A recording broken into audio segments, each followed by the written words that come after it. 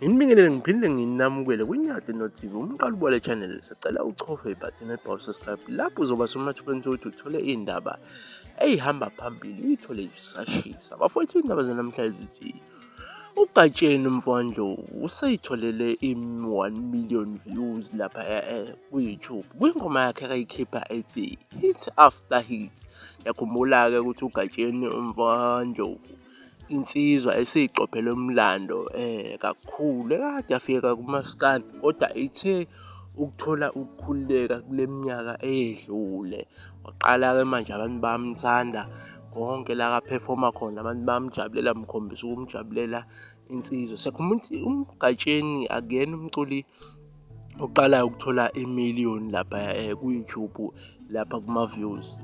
Ukwathola futhi imitha lapha kwingoma zakhe kwingoma yakhe edlule kule album waze wathola i-platinum la akathole khona lapha kwi-best album lapha bamnikeza i-platinum.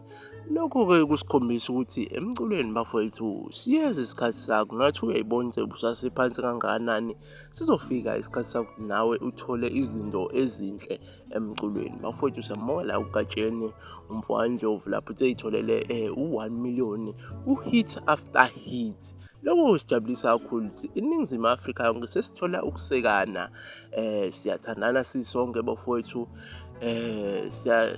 siyasaphothana. Amabhinqa manje ngeke besawathathela phansi ngenxa yokuthi siyimbumbe sibumbene bafowethu.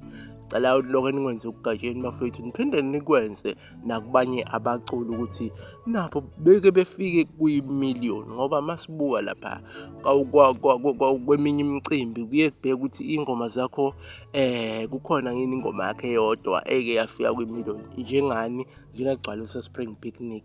Awuhambi uyophefoma khona kungekho ngisho nengoma yakho ekwazi ukuhlanganisa 1 million. Bafowethu cela ngakhohlwa ukusubscribe, like, ngiyayibonga.